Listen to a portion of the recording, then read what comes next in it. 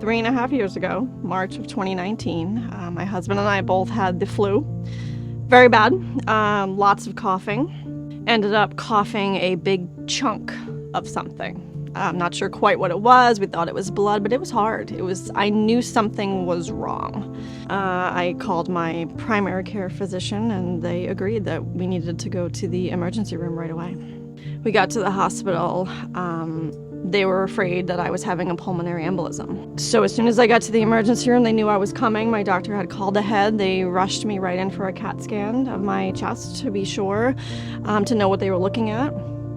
And about an hour later, the nurse came in to tell me, so the good news is you don't have a pulmonary embolism.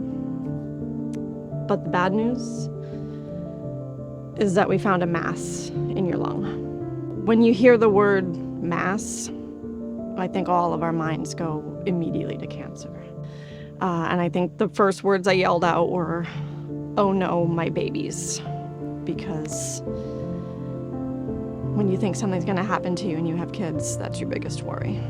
Here I was, 36 years old at the time, non-smoker, never a smoker, and it was later determined that this was, in fact, a cancerous mass that needed to come out immediately, as quickly as possible.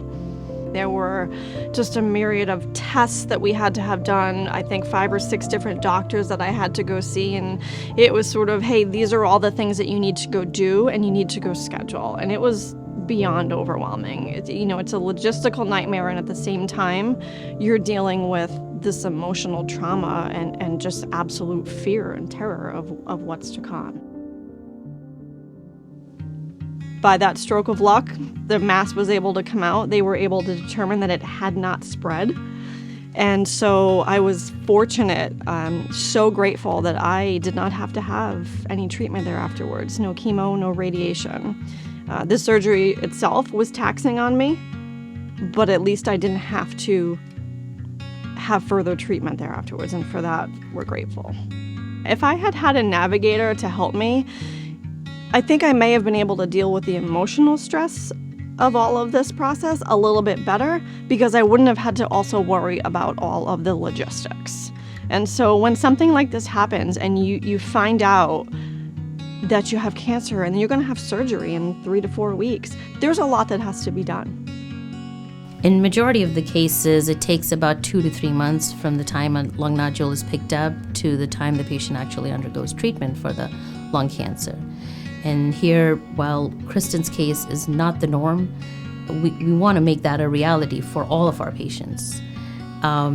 We want to establish a system where once a nodule is picked up, patient picks up the phone, we see them in the clinic, and everything from that on is a streamlined process, a roadmap to getting them the right care that they need.